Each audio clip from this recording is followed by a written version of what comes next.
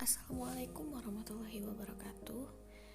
Hai, kembali lagi bersama saya Faiza Azahra dengan NIM 2014-08-0019 dengan jurusan Tadris IPA Fisika A 2020, Fakultas Tarbiyah dan Keguruan UIN Imam Bonjol Padang. Video ini bertujuan untuk memenuhi tugas mata kuliah biologi umum oleh dosen pengampu Ibu Dr. Mulyasari, SPDM. Baiklah, kali ini kita akan membahas materi ke-8, yaitu dengan topik struktur dan fungsi pada tumbuhan. Pada subtopik pertama, kita akan membahas mengenai perbedaan antara jaringan meristem dengan jaringan dewasa. Jaringan meristem adalah jaringan tanaman yang memungkinkan tanaman untuk tumbuh. Pada jaringan meristem, sel-sel terus membelah secara mitosis dan menyebabkan tanaman tumbuh. Jaringan meristem berfungsi dalam pertumbuhan tanaman seperti membentuk akar, batang, cabang, dan daun. Sedangkan jaringan dewasa adalah jaringan tumbuhan yang sudah selesai mengalami pertumbuhan. Adapun ciri-ciri dari jaringan dewasa adalah seperti tidak adanya kegiatan pembelahan sel, ukuran selnya lebih besar dari sel meristematik, sel mengalami penebalan sesuai dengan fungsinya, sitoplasma dan vakuolanya besar.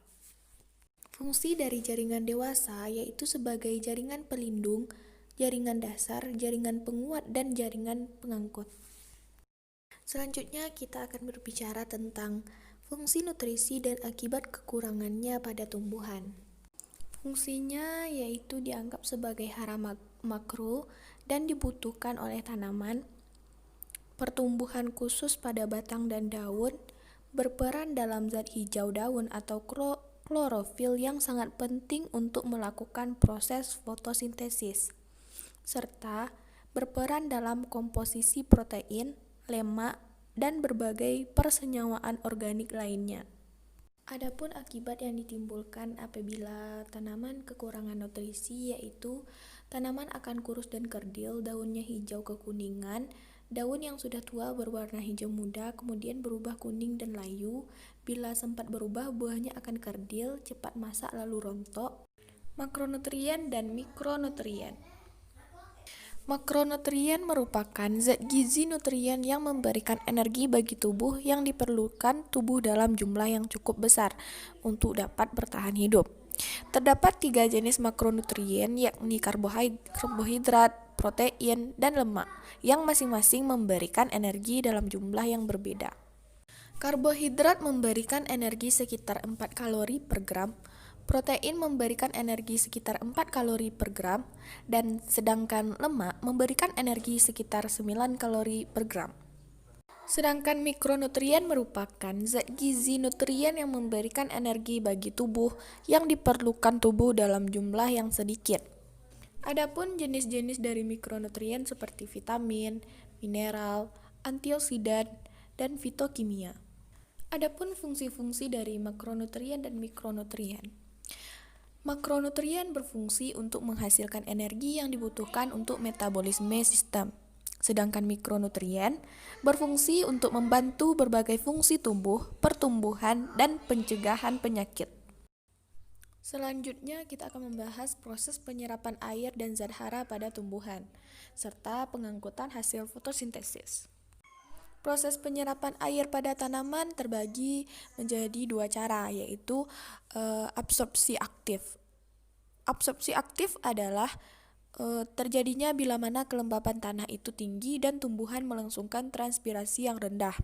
Sedangkan yang kedua, absorpsi pasif, bila gerakan air ke dalam tumbuhan yang mempunyai laju transpirasi yang tinggi menyangkut perbedaan tekanan di dalam dan di luar tumbuhan, maka kondisi ini dinamakan absorpsi pasif.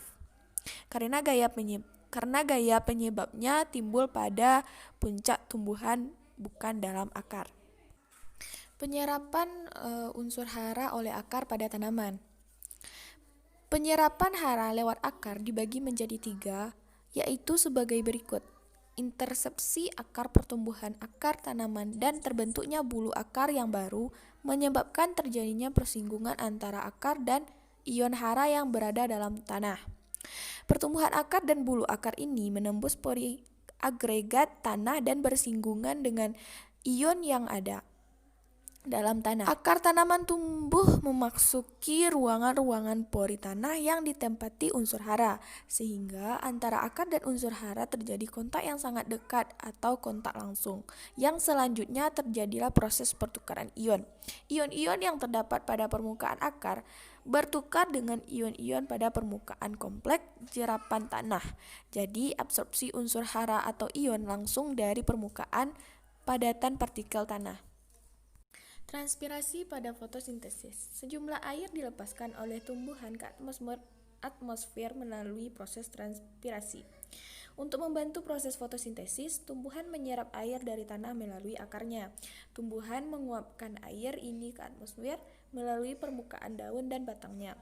Sekitar 70% dari total hujan dikembalikan ke atmosfer melalui proses evaporasi dan transpirasi. Selanjutnya, proses pada fotosintesis.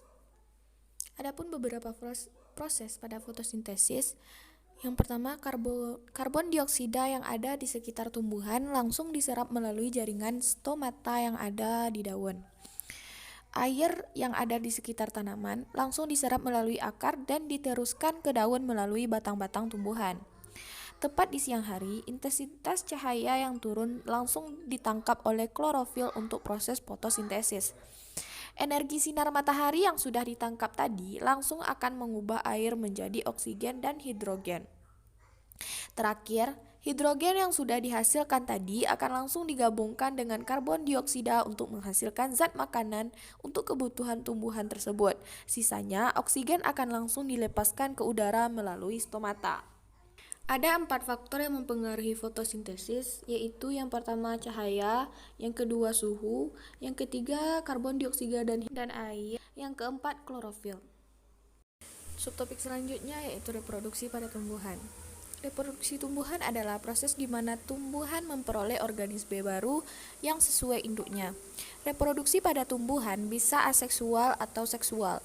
Reproduksi aseksual melibatkan berbagai metode yang sangat berbeda untuk menghasilkan tumbuhan baru yang identik. Sedangkan yang seksual, di sisi lain tergantung pada serangkaian kompleks peristiwa seluler dasar yang melibatkan kromosom dan gen.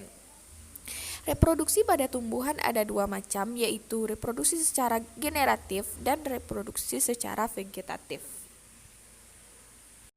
Selanjutnya, proses pertumbuhan dan perkembangan pada tumbuhan. Pertumbuhan yaitu proses bertambahnya ukuran atau volume, massa, tinggi atau panjang yang permanen dan bersifat tidak balik atau irreversible. Proses ini bersifat kuantitatif yang artinya dapat dinyatakan dengan satuan bilangan. Pertumbuhan dimulai sejak terjadinya fertilisasi sehingga terbentuk embrio di dalam biji, setelah itu biji akan berkecambah. Sedangkan proses perkecambahan adalah munculnya plumula atau bakal calon batang dan radikula atau bakal calon akar pada biji. Perkembangan pada tumbuhan ditandai dengan kemampuan tumbuhan menghasilkan gamet bunga atau buah yang merupakan tanda kedewasaannya. Subtopik terakhir mengenai kajian Islami tentang tumbuhan. Terdapat dalam Quran surat Al-Hijr ayat 22 yang artinya, dan kami telah meniupkan angin untuk mengawinkan atau tumbuh-tumbuhan, dan kami turunkan hujan dari langit, lalu kami beri minum kamu dengan air itu, dan sekali-kali bukanlah kamu yang menyimpannya.